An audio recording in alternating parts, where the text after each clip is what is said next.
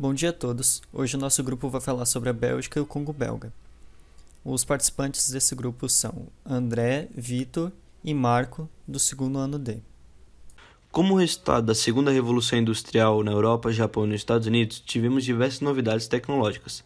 Também tivemos aumento na produção e também um crescimento do consumo. Com isso, na metade do século XIX, se deu início ao processo que hoje chamamos de neocolonialismo, que visava a aquisição de matérias-primas, busca por áreas de investimento, exploração e possíveis mercados consumidores e fornecedores, além do escoamento de mão de obra. Com essas necessidades, os olhos das potências capitalistas da época se viraram para a África, pois o continente possuía recursos naturais em abundância e áreas de alto fluxo comercial. Com essa visão sobre a África, se deu início a uma corrida insana entre os países da Europa para adquirir terras na África. E em decorrer disso, começou a ter vários atritos entre as nações. Em decorrência desses diversos conflitos, o chanceler Otto von Bismarck organizou a Conferência de Berlim, que ocorreu no período de 1984 a 1985. A reunião tinha como finalidade resolver os conflitos que ali estavam aparecendo e dividir as terras conquistadas pelas potências mundiais. Ao final da conferência, a África ficou dividida arbitrariamente em 8 países, sem levar em conta os povos e as culturas que já existiam lá. Um exemplo de uma potência que queria expandir o seu poder e o seu reinado era a Bélgica, que contava com um monarca constitucional, chamado Leopoldo II. Porém, Leopoldo tinha uma visão que era a seguinte: a grandeza de um país estava diretamente ligada à quantidade de recursos que a nação poderia extrair de suas colônias. Tendo essa visão, Leopoldo já em 1866 tentou conseguir as Filipinas da rainha Isabel II da Espanha, mas as negociações fracassaram quando a monarca espanhola foi derrubada do trono 2 anos mais tarde. O monarca também tentou comprar uma província da Argentina, a ilha de Bornéu. Também tentou comprar partes da China, Vietnã e Japão, porém todas deram errado. Se passaram 10 anos e a ideia do monarca de formar uma colônia ainda não tinha saído da cabeça.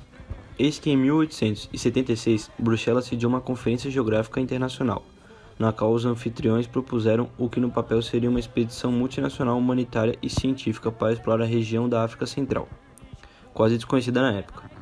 Na prática, Leopoldo II estava lançando os alicerces da apropriação de um latifúndio cuja extensão territorial superou em dezenas de vezes a da Bélgica. Porém, o problema é que Leopoldo II era um monarca constitucional e o governo belga não queria se envolver com aventuras na África. O rei então resolveu o problema de maneira simples. Se a Bélgica não queria o Congo, ele assumiria a região, como se tratasse de uma enorme fazenda. Em vez de ser colônia de um país, Leopoldo transformou a área em sua propriedade particular, inclusive uma área 76 vezes maior que a Bélgica. De nada adiantou a antipatia da Bélgica com a ideia, pois o explorador foi responsável por abrir caminho pela selva congolesa para a chegada dos homens de Leopoldo, e o monarca nomeou a região de Estado Livre do Congo.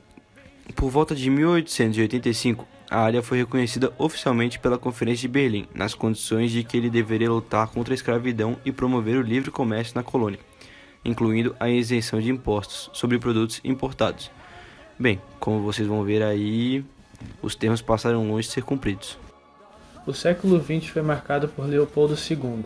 Quando falhou em pegar o Congo como colônia para a Bélgica, ele pega o Congo como seu território privado, com o objetivo de crescer a Bélgica com seus recursos naturais, como marfim, borracha e minerais.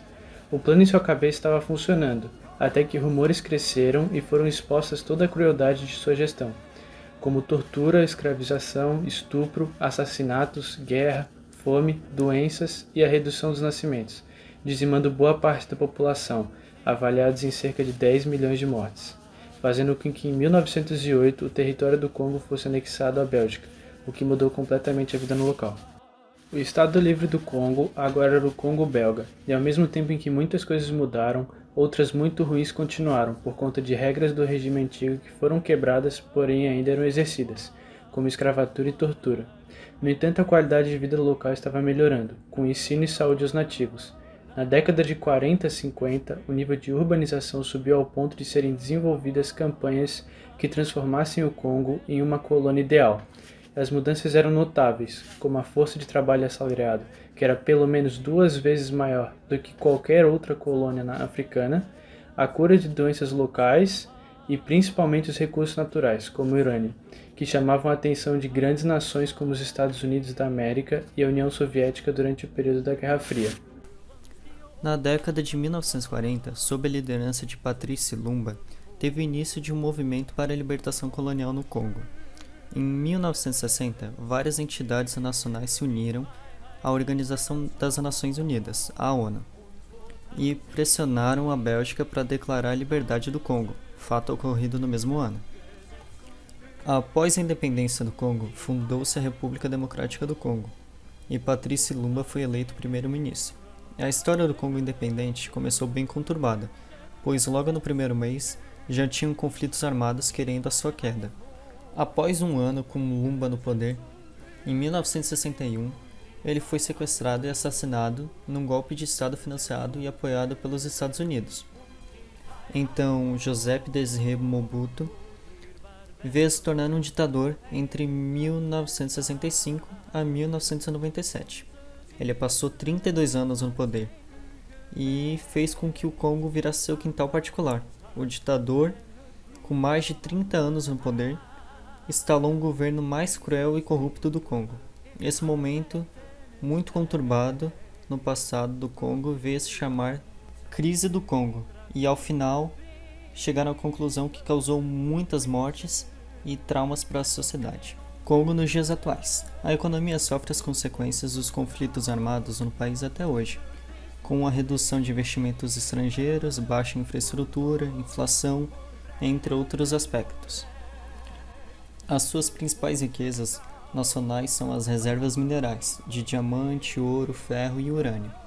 Os habitantes do país ainda sofrem com vários problemas socioeconômicos, como a taxa de mortalidade infantil, o índice de desenvolvimento humano ou até o analfabetismo. Obrigado por assistir e esperamos que tenham entendido toda a matéria. Tenha um ótimo dia.